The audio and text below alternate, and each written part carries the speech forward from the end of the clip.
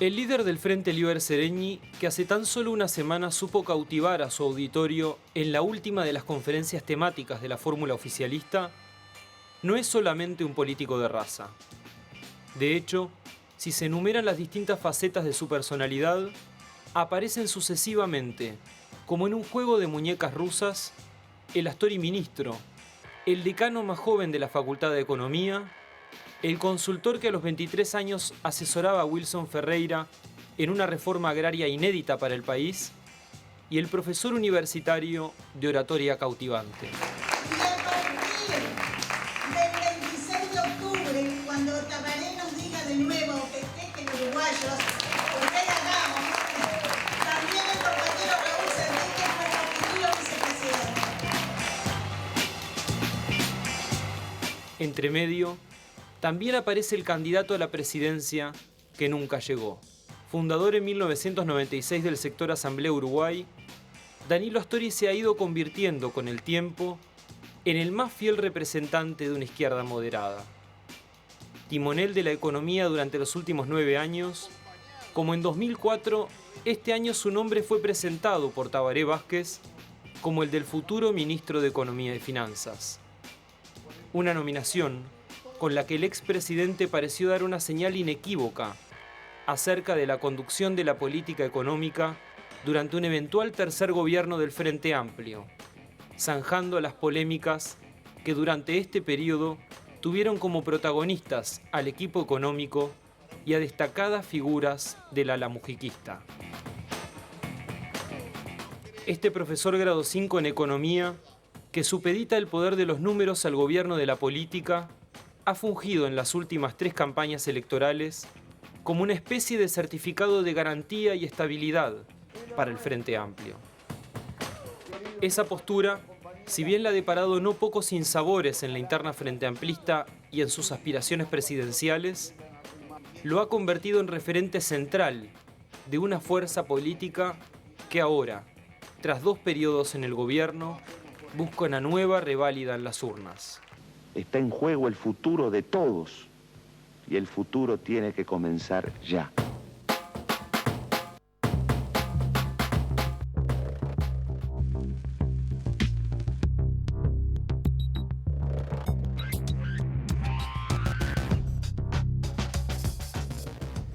Vicepresidente Danilo Astori, muchas gracias por venir a Primera Vuelta. Muchas gracias a ustedes por la invitación y por esta linda presentación.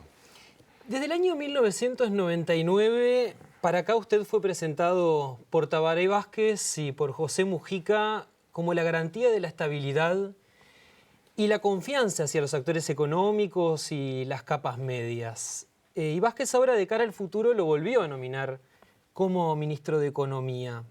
Vuelve a apelar a su figura en esa clave. ¿Cómo debe leerse esta apuesta? Bueno, no sé si soy el más indicado para contestar esta pregunta, pero yo supongo que tanto Tabaré Vázquez como Mujica, Tabaré en 3 oportunidades, porque también lo había hecho, y a veces no nos acordamos de eso. En el 99. En el 99, pocos días antes de la elección que perdimos en el balotaje. En esas 3 oportunidades, 2 veces Tabaré, una Mujica, han depositado en mí, en primer lugar ellos, ¿no? Un apoyo, una confianza en cuanto a la posibilidad de demostrar que la izquierda puede lograr conciliar la realización de transformaciones sociales muy importantes con el orden económico, la estabilidad de reglas de juego, que son absolutamente fundamentales para lograr los objetivos de transformaciones sociales. Lo que la izquierda trajo como novedad al país desde el punto de vista histórico, si yo tuviera que elegir la principal, diría que es demostrar que las transformaciones sociales pueden ser la condición de la política económica y no al revés. Ahora, nosotros logramos, gracias a un equipo formidable, porque esta no es tarea de una persona, puede una persona representar a un equipo, pero el trabajo es del equipo, y no lo digo en absoluto para quedar bien con ellos, sino porque es efectivamente así. Ellos fueron responsables de que eso se hiciera con equilibrio. Y tal vez por eso, tal vez por el hecho de que logramos conciliar transformaciones sociales con alta inversión, pública, privada, nacional, del exterior, y articular eso, como decíamos antes, con equilibrios económicos generales que hayan interpretado que eso generaba confianza en la economía, yo creo que la generó, lo digo con toda sinceridad, y hayan hecho esos anuncios, ¿verdad? Que hicieron 2 veces Tabaré y una Mujica. Ahora, desde afuera, una de las tantas interpretaciones posibles puede ser que en estos casi 10 años no se han generado, digamos, los niveles de confianza necesarios para no depender de un equipo. No, al contrario, yo creo que una de las cosas que demuestran los 10 años, me parece a mí, es que se puede generar confianza en el país. A mí me parece que hasta hace muy poco tiempo en el Uruguay se llegó a discutir la viabilidad de la nación uruguaya. Se llegó a discutir si éramos un país posible. Hasta hace, repito, no hace mucho tiempo. Y si alguna cosa logró, digamos, el gobierno o los gobiernos del Frente Amplio, fue terminar con esa discusión y hacer que, más allá de detalles, de avatares, de aciertos, de errores, que también los hubo, Uruguay volviera a recuperar la confianza en sí mismo, que es lo mismo que decir que nosotros los uruguayos recuperáramos la autoestima colectiva como nación y confiáramos en nuestro presente y en nuestro futuro. Hace poco tiempo vino acá Esteban Valenti, allá por el mes de mayo, y decía que usted sería un presidente que le hace falta al país, pero que no era buen candidato porque era excesivamente institucionalista. ¿Comparte ese argumento? Bueno, seguramente hay gran parte de razón en lo que dice Esteban, porque en definitiva, teniendo aspiraciones presidenciales como las tuve, no las oculto, el pueblo uruguayo no respaldó, y en particular el pueblo frente amplista, no respaldaron esa aspiración. ¿Qué pasa? ¿La racionalidad no paga electoralmente? No, yo no creo que sea excesivamente o exclusivamente el no pago de la racionalidad. Yo creo que hay un conjunto de factores que hacen que, además de esta característica humana, que es la racionalidad, jueguen también el poder de comunicación, digamos, la manera de hacer política, el estilo de hacer política, todo eso juega. Y por supuesto, el soberano no respaldó, sea que nos refiramos al soberano en su conjunto, al soberano frente amplista, y yo tengo esa tranquilidad. Muchas veces me han preguntado, ¿se siente frustrado por no haber podido ser presidente de la República? Y con toda sinceridad contesto que no me siento frustrado. En realidad me siento agradecido por todo lo que pude alcanzar, que no es poca cosa. Me siento profundamente agradecido. Eso no desplaza cualquier sentimiento de frustración.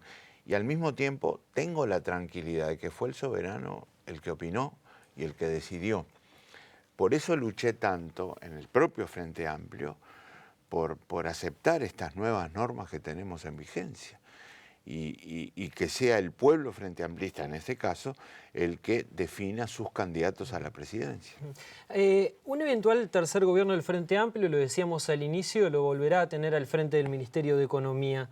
Hay quienes sostienen, sin embargo, que su protagonismo en ese tercer gobierno podría retrasar la renovación generacional en cuanto al Ministerio de Economía, ¿no?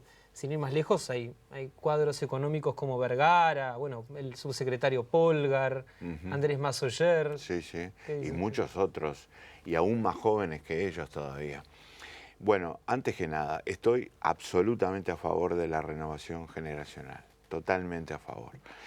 En segundo lugar, reitero mi comentario anterior. Este es un trabajo de equipo donde ellos, los nombrados, y algunos otros que no nombramos todavía. Van a tener un papel. No, papel fundamental, papel decisivo, fundamental.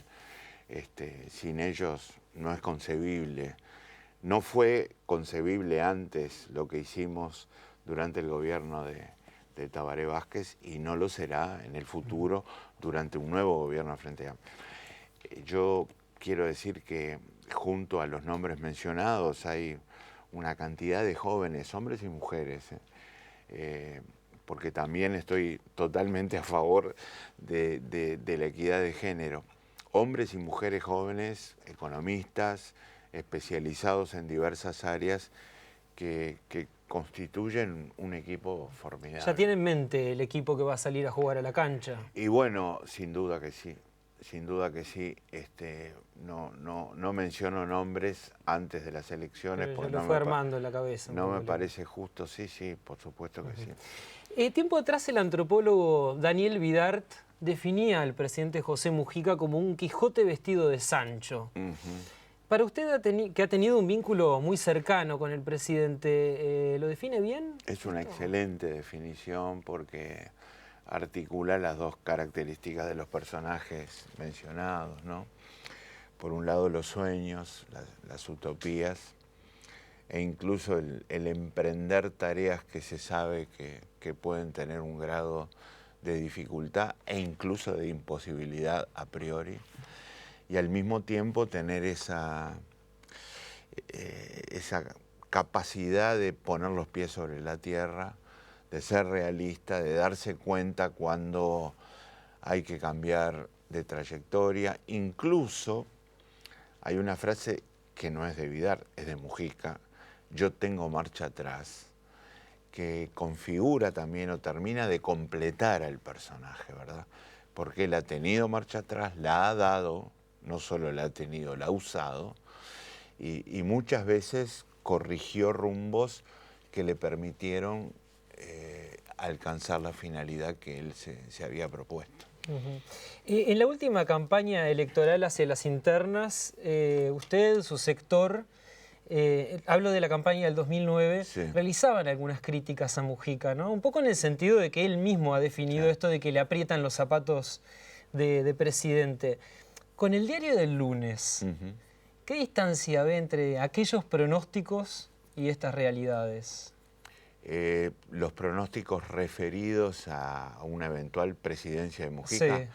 Y creo que hay distancia, ¿no? Porque llegado a la presidencia, Mujica superó expectativas que nosotros habíamos planteado en aquella interna. Por supuesto, en toda interna que tiene una campaña electoral, La confrontación. se hacen afirmaciones buscando perfilismos. Yo los busqué, obviamente, como precandidato que era.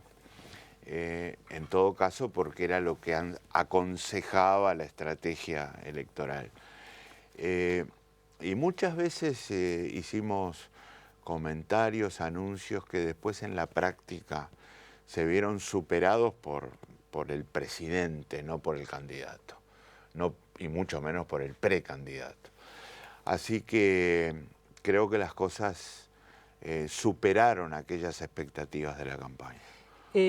Sabe que sentado en esta misma mesa, el ministro Eleuterio Fernández Huidobro, que también lo conoce muy de cerca, decía: tal vez Mujica no está dotado para labores ejecutivas donde haya que aplicar la autoridad sin miramientos. Y que eso, decía, pudo haberlo afectado en la solución drástica de algunos conflictos. ¿Coincide con eso? Bueno, yo creo que esa frase está referida a la gestión. Sí, exacto. A la manera de llevar a la práctica las decisiones políticas que se toman, a los procedimientos. Procedimientos en los que muchas veces, y voy a hablar en primera persona plural porque de ellos somos todos responsables, hemos tenido avances, retrocesos, contradicciones, lentitudes. Hemos avanzado a diferentes velocidades en temas en los que hubiera sido mucho mejor avanzar a la misma velocidad. Ejemplo, la reforma del Estado, con sus diferentes perfiles. Ejemplo, la infraestructura, con sus diferentes ámbitos. Son dos ejemplos de diferentes velocidades. En ese tema, o con respecto a ese tema, a mí me parece que pagamos tributo ya no a las características del presidente como persona, sino a la carencia que hemos tenido muchas veces para disponer de herramientas institucionales que le dieran solidez a la gestión y que permitieran superar o sortear. ¿A qué se refiere con herramientas institucionales? Y, por ejemplo, formación de recursos humanos, por ejemplo, incorporación de tecnología, por ejemplo, capacidad de ordenar los procedimientos burocráticos, lo digo no en el sentido peyorativo, sino en el sentido de características del Estado, que nos hubieran posibilitado tener una gestión más ordenada. Entonces yo creo que aquí hay una responsabilidad colectiva, que incluso de alguna manera alude a diferentes aspectos de los procedimientos de ejecución de las políticas públicas que van más allá de la característica del presidente como persona. ¿Me explico? Siempre se puede mejorar una gestión, siempre un presidente puede ser más ordenado que otro, sin duda. Está en la condición humana. ¿Vázquez en ese sentido es más ordenado que Mujica, piensa usted? Yo creo que Vázquez es una persona que tiene una metodología de trabajo desde la presidencia que puede calificarse como sistemática, como muy sistemática, ¿verdad? Son personalidades distintas, hay que admitirlo, ¿verdad? Pero lo que yo no quisiera es que concentráramos en hallazgos o problemas de gestión en una característica personal. Hay algo más colectivo, hay algo más institucional en juego. ¿Y dónde percibe, en qué áreas percibe ese desorden, digamos? ¿La salud, por ejemplo? ¿La educación? No, yo creo que en términos generales, hemos tenido mejor resultado en algunos ámbitos que en otros. Por supuesto, los más difíciles son los más complejos. Está mencionado en la pregunta, la salud es uno de ellos. Hay políticas públicas que son más sencillas de llevar a la práctica. En gran medida las decisiones económicas son más sencillas de llevar a la práctica. Involucran a menos aspectos del Estado que todavía no han sido transformados positivamente. Economía hizo en el pasado, y el pasado es hasta hoy, tanto en el gobierno de Vázquez como en el gobierno de Mujica, transformaciones institucionales importantes, muy importantes, que ayudaron a tener una mejor gestión. Y por eso creo que el panorama en el que se efectuó la gestión de esta área resultó más positivo que otras áreas donde esas transformaciones tuvieron menos fuerza y por lo tanto resultó más difícil de manejar. ¿Es necesario dar un empuje a la reforma de la salud en un eventual tercer gobierno? Sin ninguna duda, sin ninguna duda, porque hay que mejorar las condiciones en que estamos prestando este servicio fundamental a la gente. Ahora, ¿por dónde pasarían los cambios? ¿Por una mayor rectoría del Ministerio de Salud Pública? ¿Por nuevas contraprestaciones? Yo no soy un experto en el tema y lo quiero reconocer antes que cualquier otro comentario que pueda hacer. Mi opinión no es una opinión autorizada, en particular sobre esta especialidad, pero yo creo que tenemos que ser capaces de mejorar lo que yo llamaba funcionamiento institucional, desde la conducción nacional del proceso de prestación de los servicios de salud, obviamente con el Ministerio de Salud Pública a la cabeza, pero además siendo capaces de coordinar los aportes públicos y privados en el marco de esa conducción y sobre todo administrar mejor los recursos para mejorar los servicios que le estamos dando a la gente. Por ejemplo, para poner una ilustración muy cotidiana, muy de nuestra vida de todos los días, los periodos de espera no pueden seguir siendo los que tenemos hoy en materia de salud. Porque al mismo tiempo la administración, la puesta en práctica de políticas que forman parte de esta reforma tienen que llevar a mejorar estos resultados que son los que más afectan a la gente en lo inmediato, ¿verdad? Y a mí me parece que esto no está funcionando bien hasta ahora, no ha estado funcionando bien hasta ahora. Pero también reconozco que estamos ante una de las mayores transformaciones que hizo el gobierno del Frente Amplio y que eso requiere, obviamente, un periodo de maduración durante el que tenemos que ir aprendiendo. Lo invito a hacer una primera pausa. Con mucho gusto. Vuelta.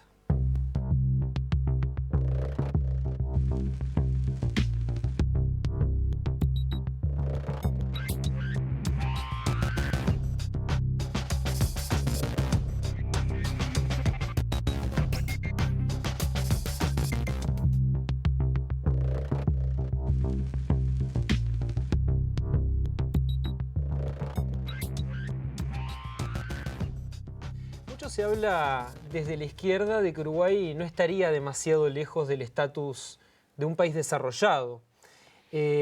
Ahora, ¿podemos aspirar a mayores bienes públicos, mejores bienes públicos, sin una mayor presión tributaria que financie este bienestar?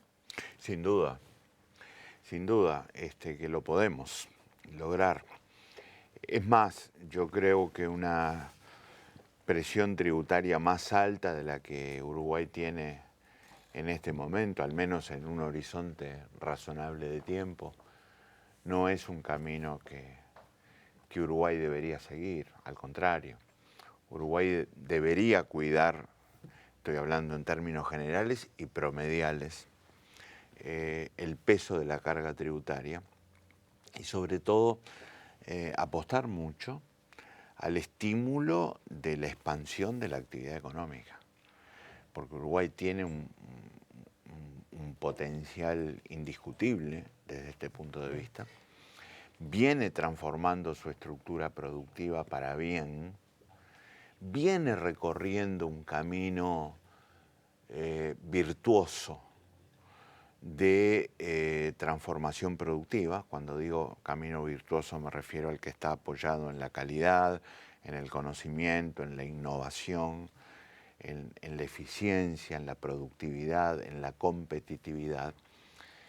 Y esa es la apuesta que tiene que hacer el país para tener posibilidades de cumplir eficazmente el objetivo de mayor y mejor producción de bienes públicos, porque de eso se trata. El crecimiento no es un fin en sí mismo, nunca lo va a ser. Ahora, el FRAP plantea en el programa de gobierno, por ejemplo, ¿no?, avanzar en el incremento de la alícuota del IRAE, ¿no? Pero Vázquez ha reiterado que el único impuesto que se va a instalar, digamos, en un eventual tercer periodo es el impuesto a primaria para productores rurales. ¿Qué posición va a terminar primando en este tema? Bueno, yo estoy totalmente de acuerdo con el anuncio que ha hecho Vázquez. Ahora, ¿qué pasa? La Biblia que Tabaré llama como el programa es progreso manuscrito. No, yo creo que no hay que descartar ningún instrumento, ni siquiera ese, pero en el marco general que significa una propuesta de ese tipo, junto a una específica como la del impuesto de primaria, me parece que en términos generales lo más conveniente para Uruguay es, al menos, reitero, en un horizonte razonable de tiempo, mantener la carga tributaria media en los niveles que tiene ahora. ¿Ahora un gobierno se puede amputar la posibilidad de poner nuevos impuestos? Yo creo que no, y lo acabo de decir, sin descartar ningún instrumento. Pero no amputarse la posibilidad de recurrir a nuevos impuestos no significa anunciar que va a aumentar la carga fiscal sobre la población y en particular sobre la producción, cuando todo indica que el mejor recorrido que puede tener Uruguay en este momento para producir, repito, más y mejores bienes públicos, que ahí es el punto de partida de la pregunta, y comparto totalmente la inquietud, es el rumbo que ha venido siguiendo desde este punto de vista ahora. ¿Qué ha demostrado ese rumbo? Que se pueden producir más y mejores bienes públicos. Todavía falta mucho, por supuesto, ¿verdad?, desde ese punto de vista, con la carga tributaria que tenemos hoy en el país. Teniendo en cuenta, le invito a pasar un poco al escenario internacional, ¿no?, al esquema de inserción internacional del país. Teniendo en cuenta los magros avances en el Mercosur, ¿Uruguay puede estar ajeno a un tratado como el Transpacífico del que se viene hablando? En lo que no puede estar ajeno, en lo que no puede estar distante y mucho menos desarticularse, es en el Mercosur. Y empiezo por decir esto en primer lugar porque la inserción internacional del Uruguay empieza en la región. Es el punto de partida fundamental, por más mal que nos esté yendo al respecto. Uruguay no puede prescindir de la integración, más que en la región, en el barrio, permítanme que lo diga así, porque es el corazón de la región. Y tal vez como compensación de una historia que nos separó, Uruguay heredó y tiene hoy la ubicación más privilegiada que se conciba en el Atlántico Sur, que es la puerta de entrada a Brasil y Argentina. Y eso no solo no se puede perder, es el punto de partida. Segundo, ¿termina aquí la inserción de Uruguay? No. La referencia de Uruguay es el mundo. Ustedes se preguntarán, quizá los televidentes, ¿no hay una contradicción en decir que lo de Uruguay empieza en el barrio y la referencia es el mundo? Yo creo que no, porque es desde el barrio que Uruguay se tiene que lanzar. O sea que si el Mercosur, por ejemplo, no lo habilita, Uruguay no podría participar de un tratado de este tipo. Bueno, hasta ahora la única experiencia que ha tenido Uruguay al respecto es la de México. Es la de México, donde obtuvo la autorización correspondiente. A mí me parece que desde el Mercosur y dentro del Mercosur, Uruguay tiene que seguir peleando por la flexibilidad de poder hacer acuerdos y seguir perteneciendo al Mercosur con la multiplicidad de membresías, ¿verdad? Y ya hay antecedentes, y antecedentes más recientes. Ahora, para usted, disculpe, ¿el Transpacífico es una alternativa en la que Uruguay debería explorar o debería avanzar?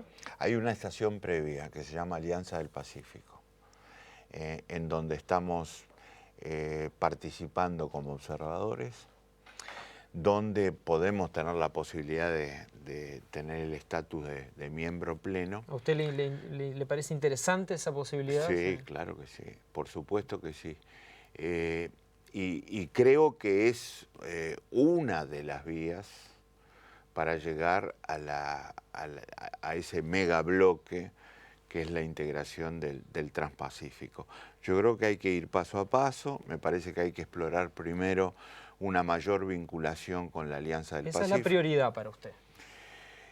No, yo diría que la prioridad es comenzar la inserción internacional del Uruguay en el Mercosur. Y desde el barrio a la Alianza del Pacífico. Y desde el barrio como plataforma de lanzamiento a la Alianza del Pacífico. Y en esto coincido totalmente con la presidenta Bachelet, que es quien ha propuesto un acuerdo de bloque a bloque, ¿verdad?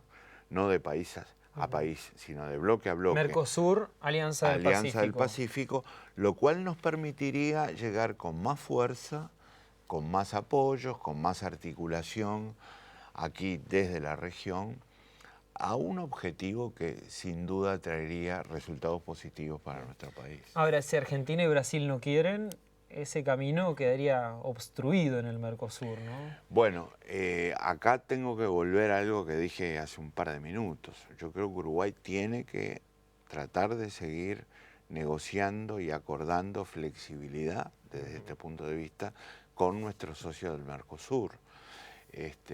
Ya tiene un grupo de alto nivel con Brasil, donde se están planteando estos temas. Con Argentina las cosas han tenido algunos problemas, algunas dificultades mayores que con Brasil, pero tenemos que seguir conversando, ¿verdad? Con mucha paciencia, con mucho profesionalismo. Ahora, según los últimos datos que disponemos, Uruguay le vende a China, bueno, casi toda la producción de soja, buena parte de la producción de pulpa de celulosa, una gran cantidad de arroz, lo que ha modificado incluso el perfil exportador del país, ¿no? Y no olvidemos la carne. Y la carne. Estamos vendiendo muchísima carne en China. ¿Cómo le parece que nuestro país podría, en un eventual tercer gobierno del Frente Amplio, aprovechar el momento de China en el mundo, ¿no? Que se avecina con cambios muy importantes? Muy importantes.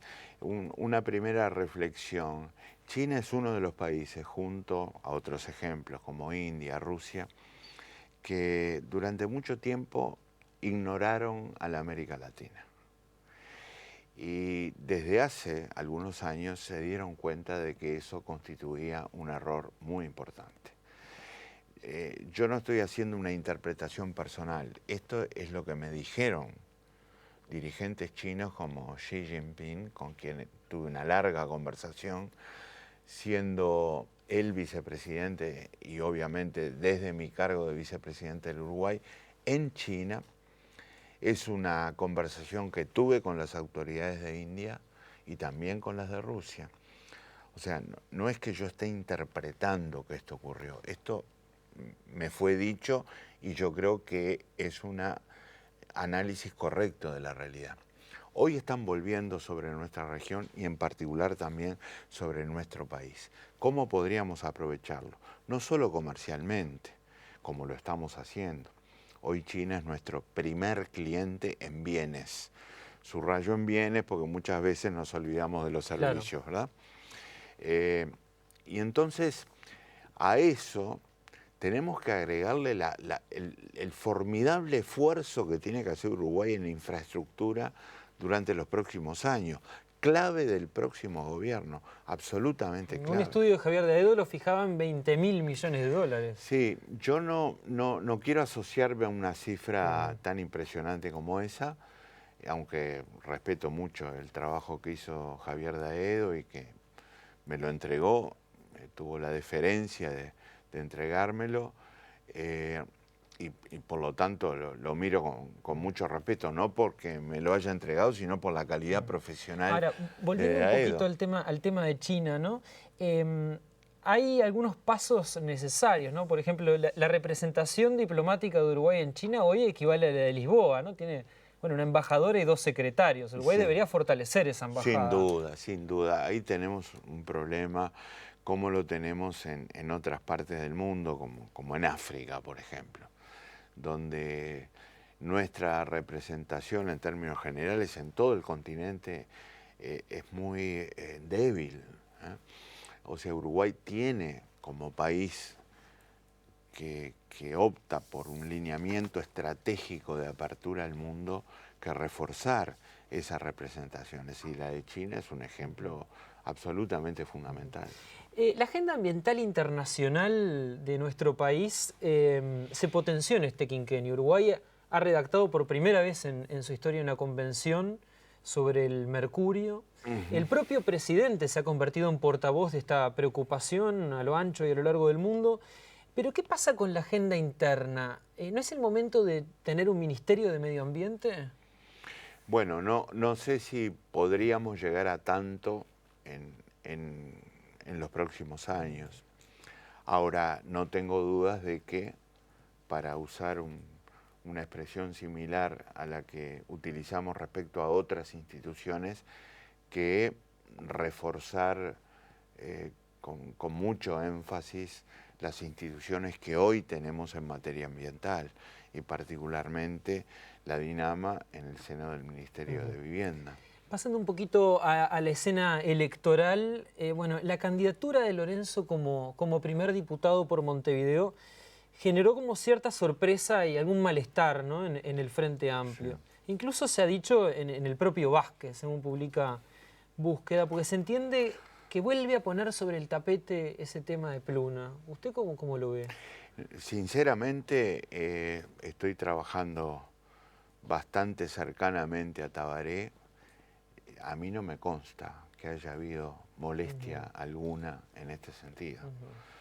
Si tuviera indicios, lo diría, pero francamente no he visto ningún disgusto ni mucho menos discrepancia con esta candidatura. Yo creo que esta decisión que tomó en primer lugar el propio Fernando es una decisión que comparto. Él sintió la necesidad, incluso apoyado por su familia, de someterse a este verdadero juicio popular que significa una candidatura, dado las características de la situación que le tocó vivir. Ahora es arriesgado, ¿no? Humanamente lo entiendo y lo apoyo, ¿verdad? ¿Electoralmente? Bueno, yo no puedo anticipar reacciones electorales.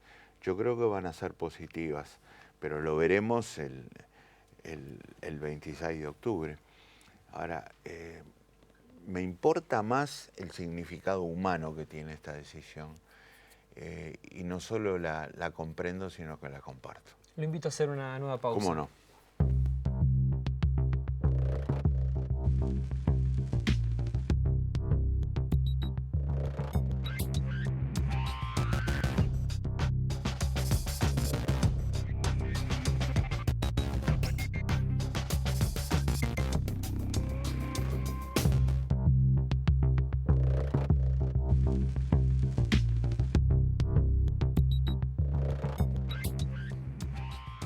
Parece obvio que en la geografía del Frente Amplio aparecen algunas novedades, ¿no? Una de ellas, la decisión del Partido Socialista de no reeditar la alianza con el Frente Liber Seregni, ¿no?, que había tejido en el 2009 y que luego de alguna manera se reeditó con el apoyo del Frente Liber Seregni a la candidatura de Mónica Xavier a la presidencia del Frente Amplio.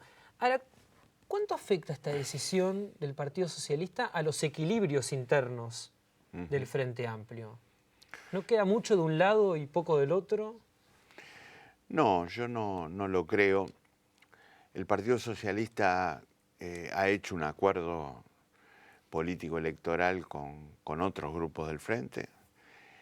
No estamos nosotros, quienes integramos el Frente Liber Seregni, incluidos en ese acuerdo.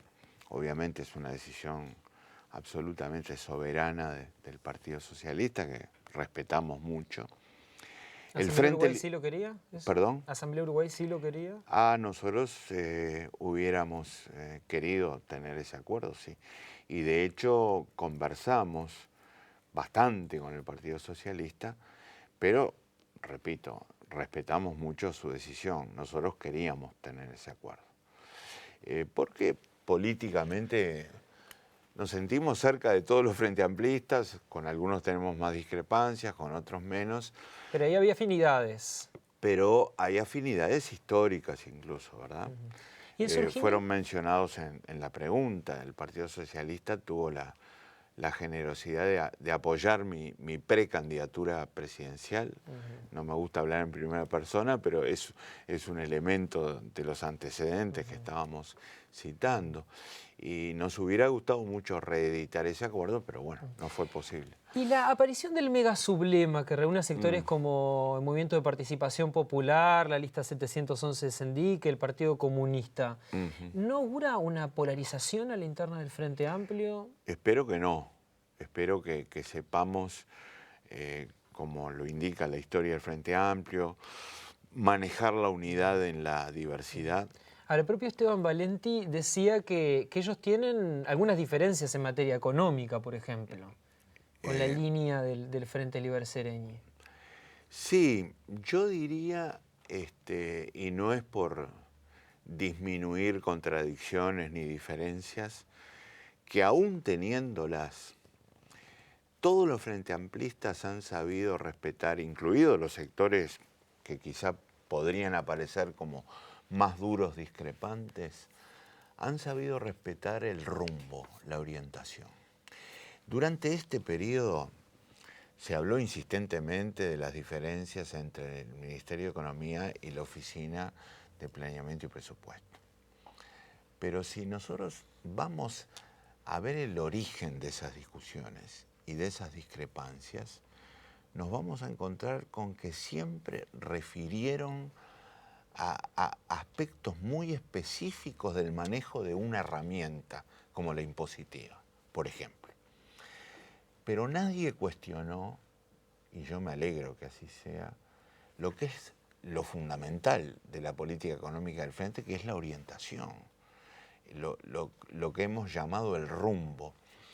Y con ese mismo criterio y con esa misma experiencia, yo confío mucho que en el próximo periodo eso se va a seguir respetando. Que no haya chisporroteos como quizás puede haber chisporroteos, puede haber. Y en una fuerza política que, entre otras cosas, es una coalición, es normal que los haya. Es normal porque no todos pensamos igual. Hay algunos que cuestionan los subsidios o preferencias arancelarias que se les da a las grandes empresas. Pero esas grandes empresas, entre otras, porque no solo se trata de grandes empresas, le han permitido al país una inversión absolutamente excepcional en toda la historia contemporánea del Uruguay. Le han permitido niveles de empleo excepcionales, le han permitido, en base a esos niveles de empleo, una mejora en la calidad de vida de la gente, salarios, jubilaciones, formalidad del trabajo, que tampoco fueron norma en el pasado, sino que resultan hoy también excepcionales. Y eso ha sido entendido fundamentalmente, más allá de alguna apreciación general, alguna crítica general. Ahora, quiero decir otra cosa. Las micro, pequeñas y medianas empresas también han jugado un papel fundamental. Y elijo el mejor ejemplo que puedo poner al respecto, que es el sector servicios. En el sector servicios, servicios globales, tecnología de la información, procesos de investigación, servicios profesionales, la presencia dominante es de pequeñas y medianas empresas y de microempresas incluso. Y esas empresas de tamaño menor le han dado un resultado extraordinariamente positivo al país. Cambiando un poco de tema, ¿puede decirse que por primera vez aparece un candidato de la oposición que verdaderamente desafía al Frente Amplio? Bueno, yo creo que estamos en una elección competitiva, sin duda. El Frente Amplio ha participado ya en muchas elecciones, obviamente. ha venido creciendo. En 2004 llegó al triunfo, asumió el gobierno en 2005, en 2009 volvió a llegar al triunfo, asumió el gobierno en 2010, y hoy en esta campaña de 2014 me parece que está en la situación de todas estas más competitiva. No hago comparación con elecciones previas. ¿Y en qué lo anteriores. desafía al Frente Amplio, la calle Pou?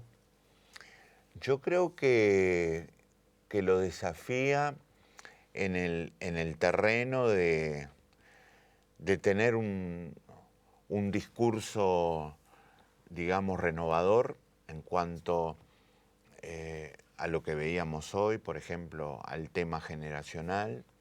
Lo desafía también en cuanto al tema de género, en cuanto al tema de tener un discurso, si no conciliador, que no se trata de eso, que preste atención y respeto a propuestas que vienen de otros orígenes, a propuestas que pueden ser totalmente discrepantes con la del Frente Amplio, pero las que sin embargo hay que considerar y analizar. ¿Y cómo se lo debería confrontar a la calle Pou desde el Frente Amplio?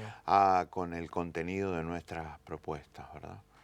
Sobre todo, con el contenido de nuestras propuestas, haciendo la comunicación más eficaz con la gente de la que seamos capaces.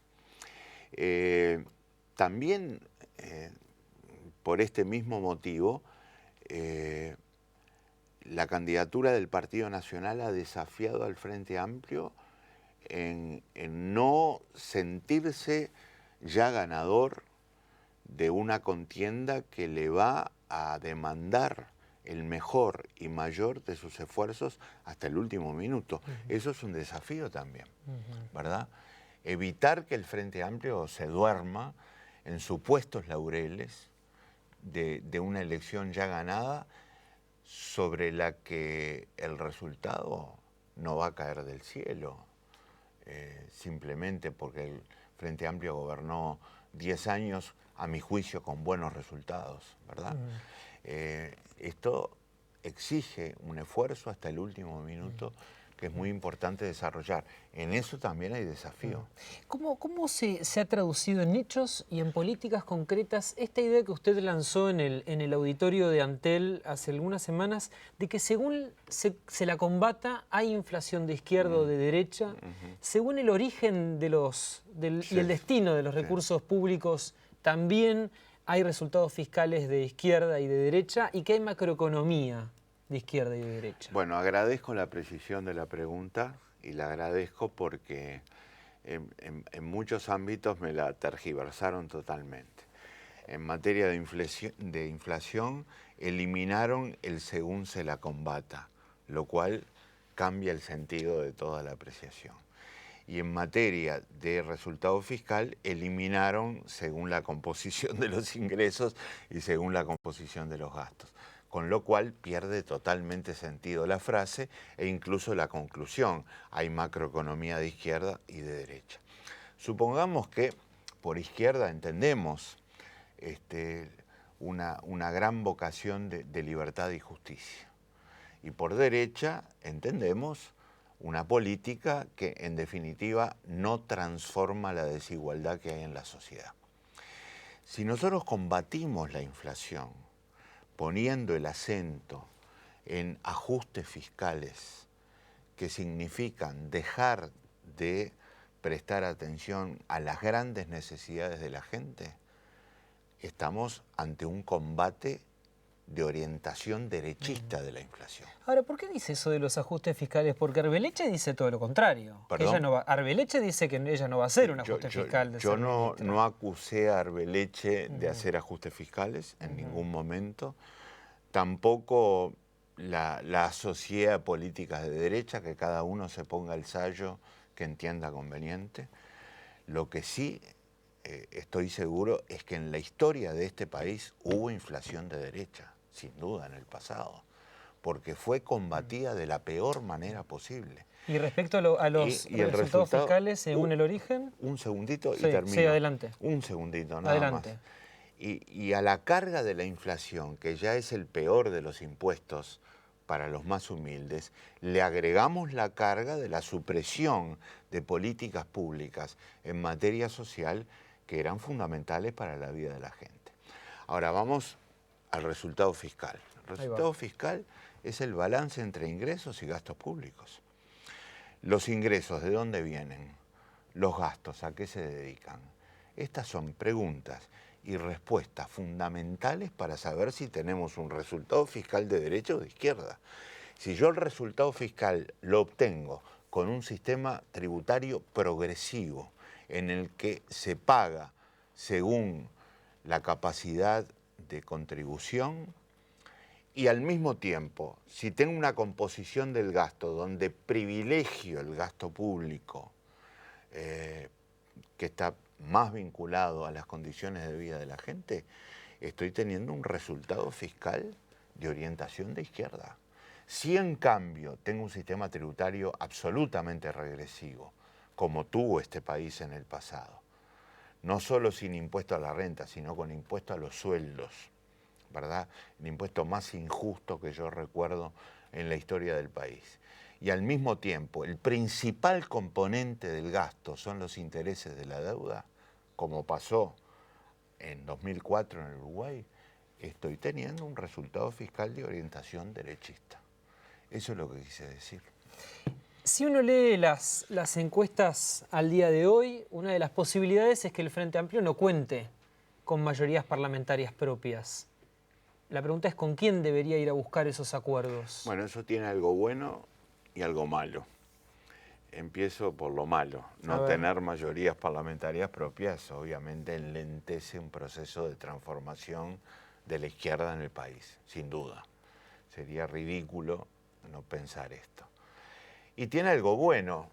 Le pone a la izquierda el desafío, y acá hay un nuevo desafío, de buscar acuerdos sobre grandes temas nacionales, ¿verdad? Grandes temas nacionales, seguridad, educación, energía. ¿Con quién se imagina acordando ahí? Bueno, yo creo que con los más cercanos tenemos las mejores posibilidades. Dentro del Partido Nacional, el wilsonismo, porque Wilson representó históricamente en lo que es la contemporaneidad del Uruguay una línea progresista absolutamente indiscutible. Y dentro del Partido Colorado, por tradición, por historia, por presencia larga en gobiernos de este país de comienzos del siglo pasado, el vallismo. Ahora, ¿usted se imagina esos sectores actuando desalineadamente? Bueno, yo no los estoy convocando a eso, ¿verdad? Estoy diciendo que allí encontraríamos a priori las facilidades mayores para intentar un camino de acuerdo. Ojalá pudiéramos hacerlo con todos los partidos, ¿verdad? Sobre todo para darle mayor solidez a una trayectoria de este tipo.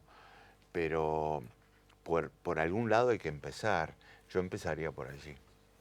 Hay quienes especulan con un papel determinante del Partido Independiente, que se dice de izquierda. Bueno, creo que también hay que respetar mucho el aporte que pueda hacer el Partido Independiente. Creo que si unimos esto, o si articulamos esto con la respuesta anterior, el Partido Independiente puede ayudar, sin duda, efectivamente, a conseguir esos acuerdos que exigiría la inexistencia de mayorías parlamentarias propias y por lo tanto pueden ser una contribución, pueden realizar una contribución relevante en esa dirección. En los días que quedan, el Frente Amplio debería sacar a la memoria el último gobierno del Partido Nacional. Yo creo que en los días que quedan hay que poner muchísimo el acento en la explicación de lo que queremos hacer. Y sobre todo la idea de que un gobierno del Frente Amplio a partir del 1 de marzo de 2015 no es más de lo mismo. Son más y mejores transformaciones. Vicepresidente Danilo Astori, muchas gracias por acompañarnos en Primera Vuelta. Muchas gracias a ustedes por esta entrevista. Buenas noches.